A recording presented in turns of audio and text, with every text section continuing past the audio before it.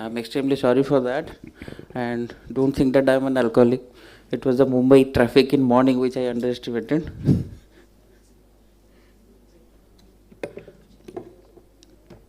HDMI.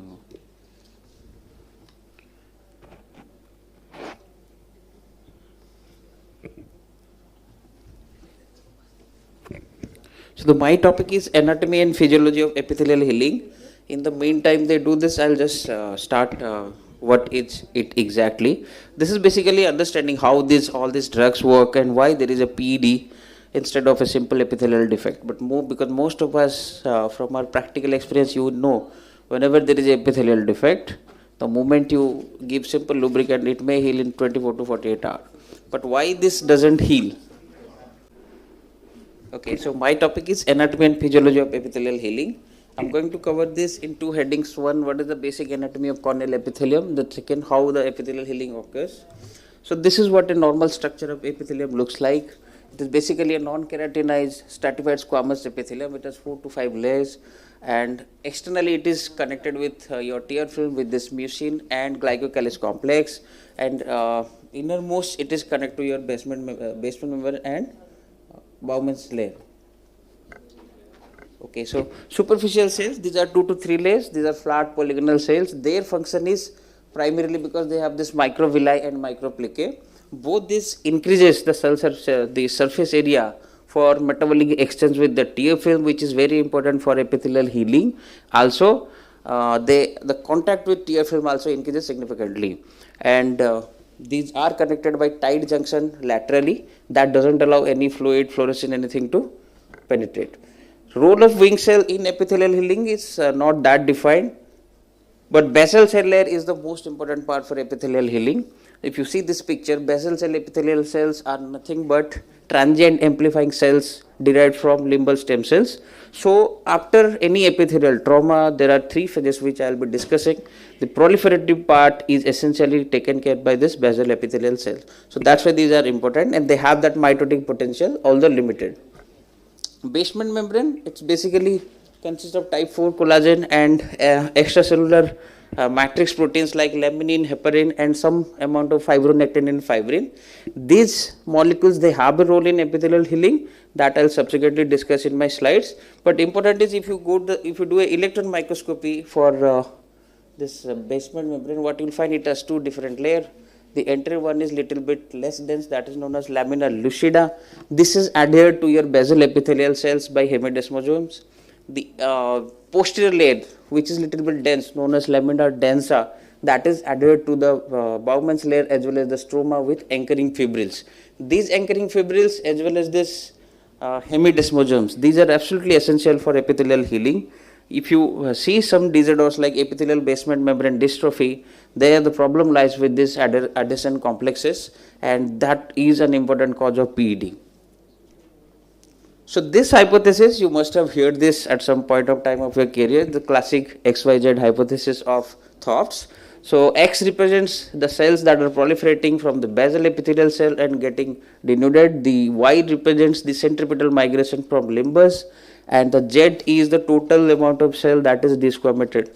So in a normal healthy state, there is a state of equilibrium. For every 7 to 10 days, the entire sheet of epithelium is replaced once by this mechanism. But when the problem is there, which I think my earlier speaker must have taught about that, so then this process is dysregulated, and whenever there is any dysregulation of this equilibrium, then that leads to PED. So coming to physiology, little bit physiology, remember epithelial healing is an active process. It needs ATP. So for that it needs oxygen as well as glycogen.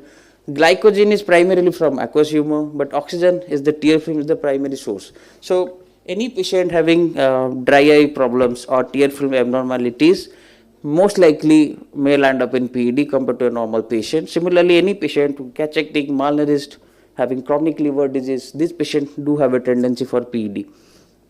And these cells, epithelial cells, they have a lot of cytoskeleton fibrils.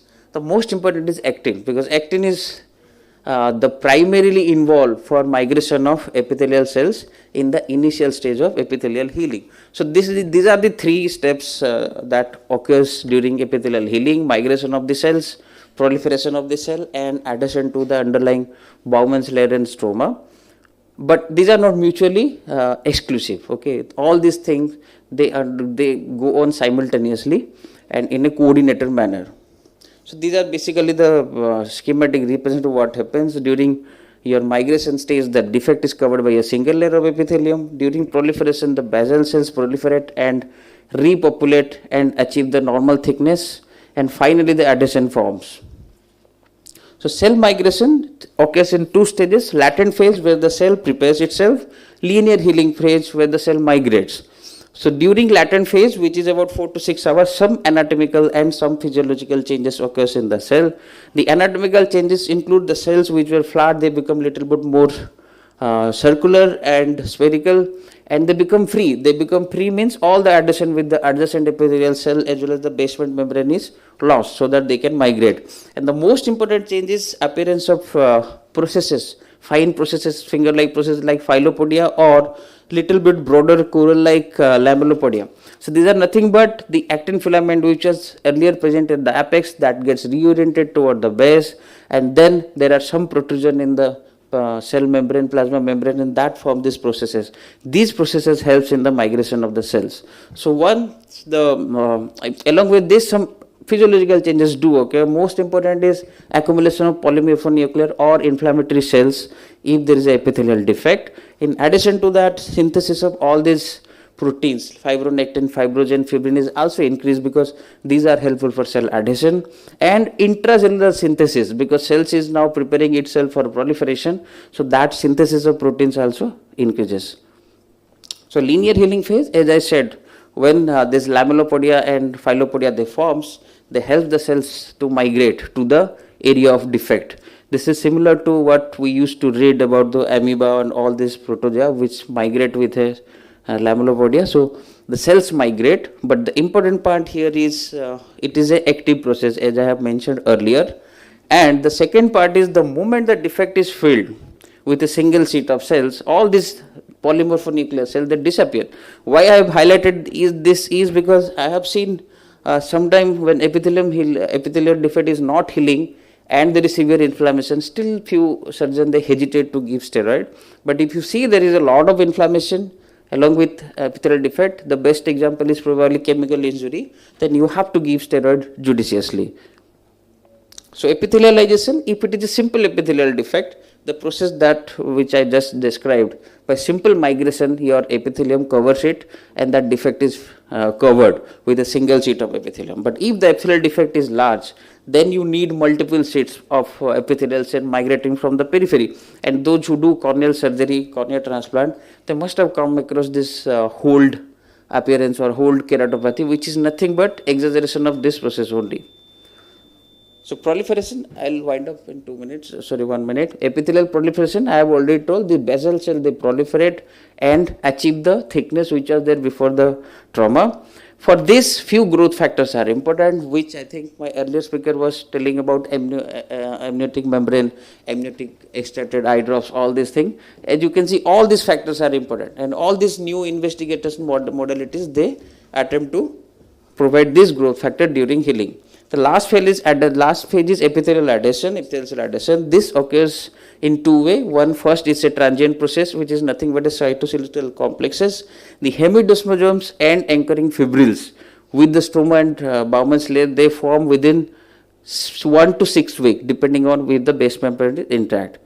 So if all this regulated state becomes irregular, not controlled, then what happens? The inflammation persists, interleukin-1 and TNF-alpha, they persist, they convert the keratocytes into myofibroblasts and secrete abnormal proteins, extracellular membrane proteins, and that leads to a PED, the management of which Dr. Jatin is going to cover. Thank you everyone.